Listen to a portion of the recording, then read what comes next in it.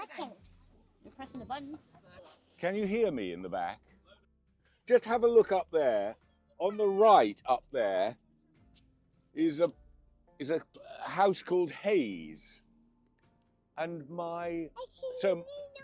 Granny Jessie's sister Joyce married into the Slowcock family, and she married Horace, and Horace ran a printing works in the building we were in last night. And as a young couple, they bought a bungalow out there, just down there, sort of out of town, called Hayes. It was a hard life, I think. I don't think there was a lot of money in printing, and Horace worked every hour that there was, and was a complete workaholic. I think intended to just sleep above the print works, and not really go home. Joyce then had a child, had another child, and was looking after the children as Daddy was working hard. And their marriage broke up. So by the time I was aware of anything, I think at 6 or something, I think their marriage had broken up. And then Joyce had perhaps 5 children, including Chris, who we met last night, was one of the sons, and Caroline was one of the daughters. And they had other brothers and sisters who went out to Australia because Joyce's brother had gone out to Australia, and Joyce's other brother, or Granny Jessie's other brother, had gone to Canada. So Joyce was then left to bring up these children all alone. And we would go, they had a nice bungalow there, in the back garden was another big, it was like a huge kind of Nissen hut, that the children, the older children, Caroline's elder sister, they were becoming teenagers. So when we were there, they were kind of listening to the Beatles and being a little breakaway, these kids, and spending some of their time living out in this Nissen hut, out in the garden. So we would go there, and one of the sons was a disturbed young man, and was really difficult. So I can remember we'd arrive and sit there having a cup of tea, and there'd be shouting outside, and a stone would come through the kitchen window, smash, and it was a bit. It was an aggressive kind of family environment.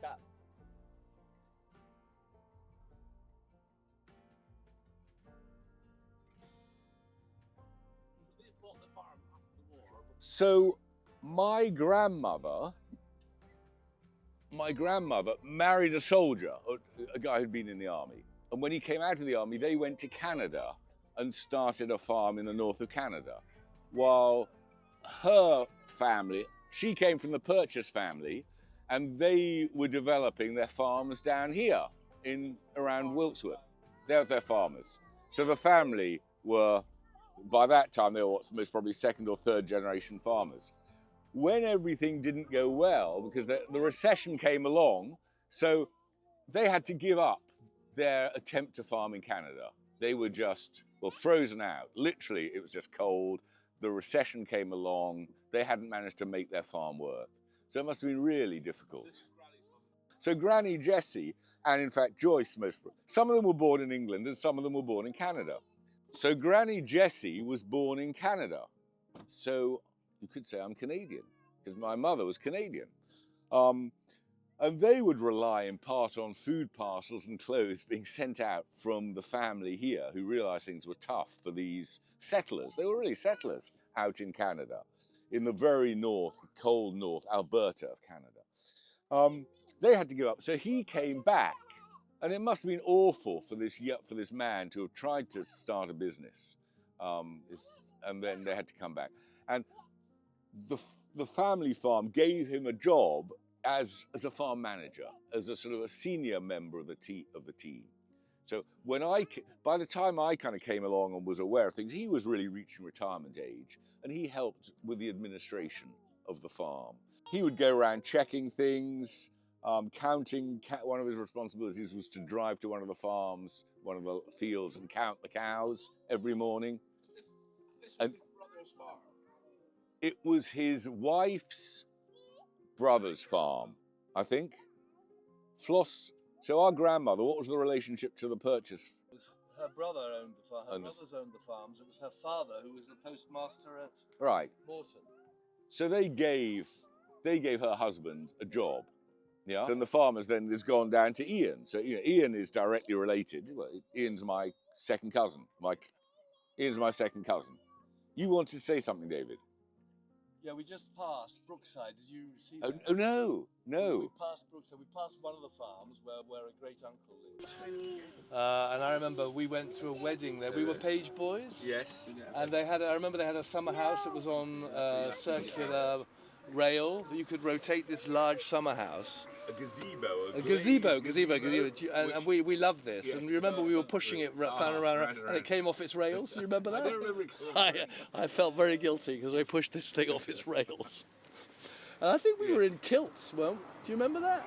I remember we were dressed up for some family wedding. I can't remember which it was. Henry married Gwen, didn't he? So I don't know. Anyway, so Uncle Henry was the brother of Ian. No, he was an uncle of Ian's. So I call him Uncle Henry, but he was actually a great uncle. He was a brother of our grandmother Floss. And our grandmother. We need his family tree. Yeah, that family. I think I've collected the family tree. I can send you the family trees. Right, my grandmother Floss could rattle off the names of her 12 siblings. Blah blah blah. Mabel. Blah blah blah. Blah Flossie. Blah. She was. I think Flossie was the youngest actually. James.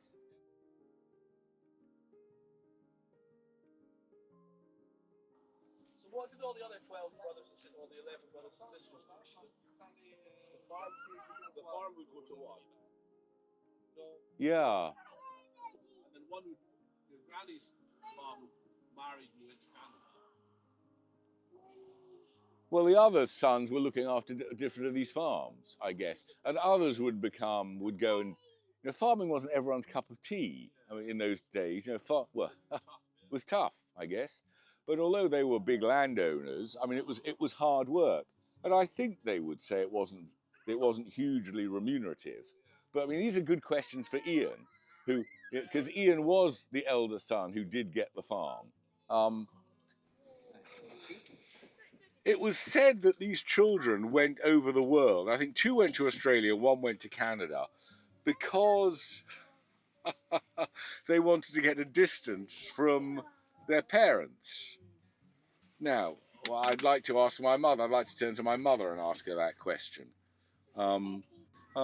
Because I think their mother, my grandmother, was something of a difficult lady. So the guy who went to now what did he do? The brother who went to Canada, who I hardly saw, and then he married, and there is a family over in Canada. And this guy was a magical kind of personality to me, because his main job, his summer job, was mining, and he mined for gold. So in the summer, he would go up into the Yukon, and he'd bought land, which he mined, and would buy equipment, and was forever expecting to make money mining. And I think much to the annoyance of his wife and family, because he would bugger off in the summer and go with the expectation. And I think if they had any money, he'd buy more land and would then prospect. He was a prospector, and would then come back in the cold winter, back down south to where the family home was.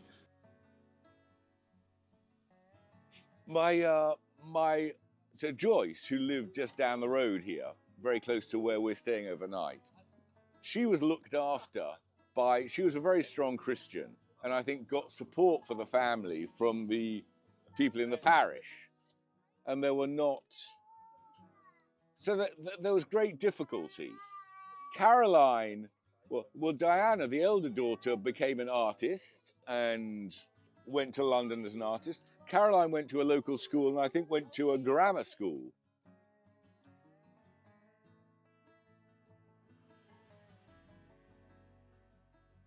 So, in the print works, one of the things they printed was a local paper. They did the local paper. So my mother joined the small journalistic team who got the local news and then wrote it up, and it went into the paper. So that's where Mum became a journalist. Yeah? So she started there, then got a job with the BBC as a local reporter, and then got a job, and then went to the BBC in Bristol. She grew up in Wimborne, absolutely, and went to the local school. And she grew up in the farm, I think that we're going to see now. So her dad managed the farm, managed one of the farms. Yes, yes. And at that time, Wimborne was a small provincial town, and it's developed and expanded a lot. But the farms were on the edge of town, and Jessie had a horse, my mum, and well, was probably over her life a number of horses, but one horse in particular, Rufus, was her great love and delight, and would go out riding over the Camford Hills. So yes, so she grew up she grew up on a farm among the farmers. I think got educated locally, and there was not. I certainly got. There was never a lot of money. It was a difficult existence, but it was an existence where you grew your own food, you plucked your own birds, and cut your own wood, as it were. So always the table and eating sort of was gathering around the table for family fare was an important part of every day. And they'd get up early, work hard, and then gather at the end of the day. And my granny was a tough farmer's wife and would stand absolutely no nonsense. And I think I always felt for my poor grandfather, who was a wonderful, gentle man, who would I can't remember him ever saying anything tough or difficult to me. He was just so loving and warm, and he was very quiet. Now I think we're heading out, and in on one of the farms we're just coming out of Wimborne, and the farm was in on the left, down a lane here. Though this was a field, fields over here and to the left, full of cows, and the farm down here was a milking farm. So every morning, my grandfather would drive down in the Land Rover, and we would go down here, in the lane across the fields to the milking parlour, where the cows would be collecting to come in and be milked. And I think he would come to get milk. So he would bring a little pail. We would get the milk taken out of the big vat it was going into from the cows being milked, and put the warm milk into the tin that we would eventually we'd go and do some other little chores, and then would come back, and that would be for our breakfast and for the day. So we were drinking, really fresh milk. And he would have a chat to the farmers down there and make sure all was well. And then we would go out to the other side of Wimborne and drive around a field every morning, typically counting the cows.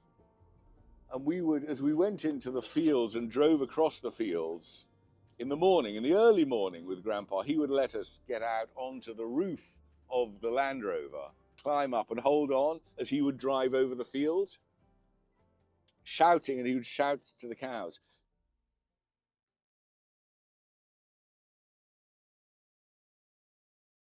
So this is down here. Great, lovely. This is where my granny and grandpa lived. So we would have travelled 2-3 hours from Salford or Bristol and arrive here, coming down this lane. We knew we were nearly there after this long journey. We were coming to visit our granny and grandpa for our summer holidays. So this is very like it was. This is wonderful. Just down this lane, farm left and right, and then these are the areas that David and I would wander out from the main house, and we'd come and we'd play in these ditches, and there's a pond on the right. We would dam it up we would put a dam in the river and get the water to rise and flood this whole area. Yes, right here, yes, we'd get all this flooded, and then we'd take away the dam. So this is the house. This is Wiltsworth, so this is where my granny and grandpa lived. This is wonderful. This is So nice, yeah. This is amazing. This is better than I thought. I mean, it's developed. But I thought it would be changed, but it's not changed. It was a lovely old house, and it still is a lovely old house, but all this is new. But this was a pigsty. In here there were pigs, oink, oink, oink, and you'd go in and get the smell of it. In here. And then, come and look at this. Come and look at this. Amazing. Allez. this is your granny and grandpa when they came Morag. back from Canada. Yes. They came into this house. Yeah. They were given this house, most probably for a very modest rental, and this was seen as a liability. Yeah. Most, I think for the farm, they had all the farm workers. The farm workers came with houses, so they all got houses. And because he was a manager, he got a better house. But I don't think they realised, car coming. I don't think they realised how special this was. And this was the farm. So in here, little pigs, we used to play around here in this amazing hayloft, yeah, with these, as I was mentioning, these concrete pillars, the mushroom pillars to stop the rats getting up, and the hay would be in there. And then up over here was the farm. Up here, we were wild. It was, there were fields over there, and you could just run and play and escape. And we would just be told to get out and go and play.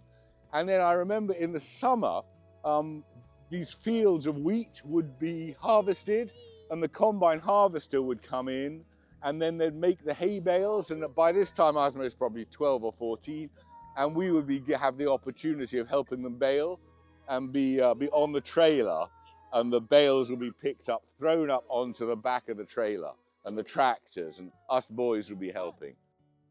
And it was the Purchase family that eventually developed this caravan site here. Yes, yes. So Ian, who we're about to meet, I'm not sure what they did over the year, but at one stage, Ian, who inherited the farm from his father, when I came here, Ian and I would play together on the farm, because he was the son. He's now grown up and is now my age, but his daughter then took over this farm and developed. As farmers diversifying, they developed it into a caravan site and ran it as a caravan site, and then the daughter sold it. Yeah. And we can ask Ian about that. You know that. Yeah, I think it's a sore point. Is it so? So No, you can ask, but ask. We'll let you ask. Ask at the end. Ask.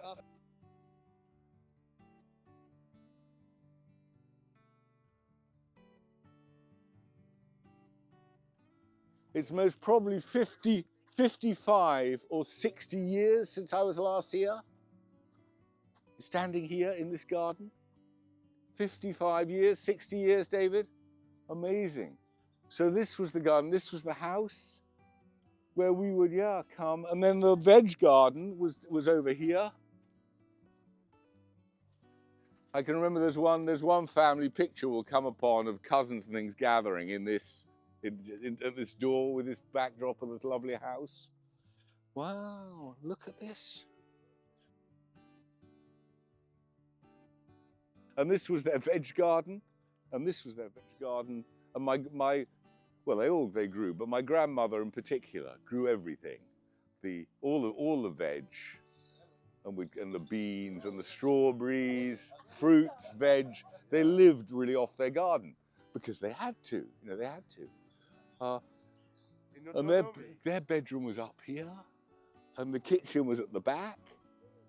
And for us, it was a wonderful adventure house, a big house to adventure in, and a huge garden to just go out in and run wild. And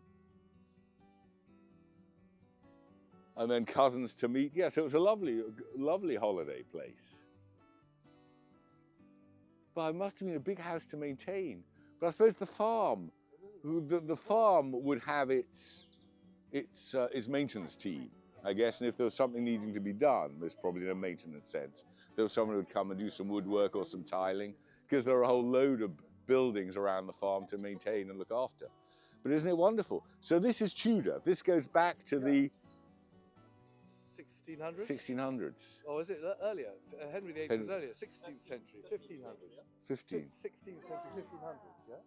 And this will now be, it's good because it'll be preserved. It's listed. It'll be protected as a famous house in history. I remember Granny Florence sending us out to pick the beans Yes, and things in yes. the garden here. Yeah. Oh, no, particularly Christmases I remember here, because Christmas was a time of kind of abundance of food and all sitting together around a big table. And my grandmother would have cooked everything and she was very competent, but she would also be, I guess, fairly stressed doing this big meal for everyone. Yes. And we'd sit down in the big dining room with a log fire burning, and it was and a big Christmas tree. It was kind of a rural, very characteristic family Christmas. Yeah. And just, yes, wonderfully magical as young children. We were very lucky.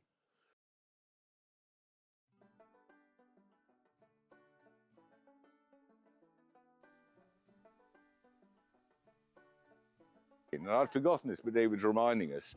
We'd go in and you could activate the weeds and the mud in order to get the methane gas that's down there in the pond to bubble up. And as it bubbled up, you'd collect the bubbles in a bottle and then, I think, light it and it would explode. We'll see, perhaps. I don't know how David's going to light it. But so that's what he's doing. He's standing. Well, look at that. He's standing, agitating the mud and the weeds in order to get it to release bubbles of gas, of methane, which he's collecting in that bottle that he's holding in his left hand. Well, so you can tell my brother was insane all those years ago, and he's still insane now, poor boy. David, we're going for lunch. We'll see. We'll come back later, and we'll see the explosion. Like several matches, maybe. Live. It's going to mix with air when I let the water out. Okay.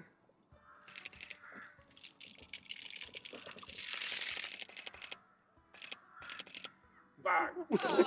No pop. No pop. Let's try it again. Well.